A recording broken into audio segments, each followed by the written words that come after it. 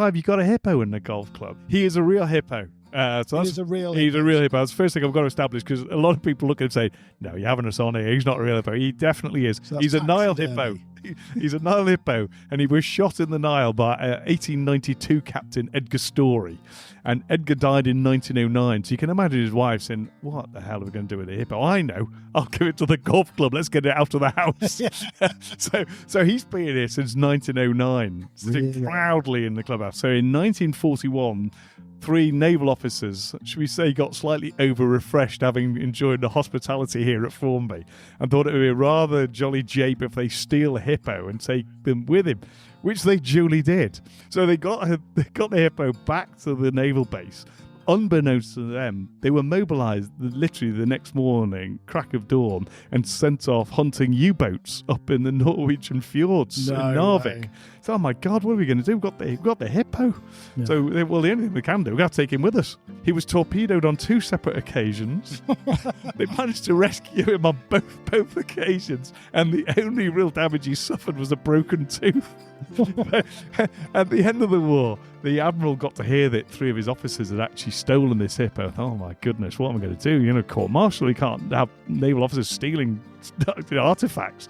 But fortunately, our captain of the day was sort of an old army officer, wartime, boys will be boys, letter of apology, return of the hippo, will say no more about it. That's so good. And he's lived here happily ever since. Has he got a name? He has, Horace, until our 1960 captain, Walter Greenwood, had him all refurbished. He took it on himself to have him all refurbished because he was literally going to the incinerator. Fortunately, he found him and stopped it happening.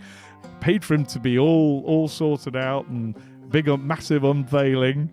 And that was quite amusing because apparently he went to a local taxidermist and said, do you stuff slightly larger animals? So he said, well, do you mean bigger than a budgerigar? So he said, yeah, slightly bigger. He said, well, I've done a pheasant once. So he said, no, slightly bigger than a pheasant. And apparently the taxidermist had a heart attack when he said, I want half a hippo stuffing.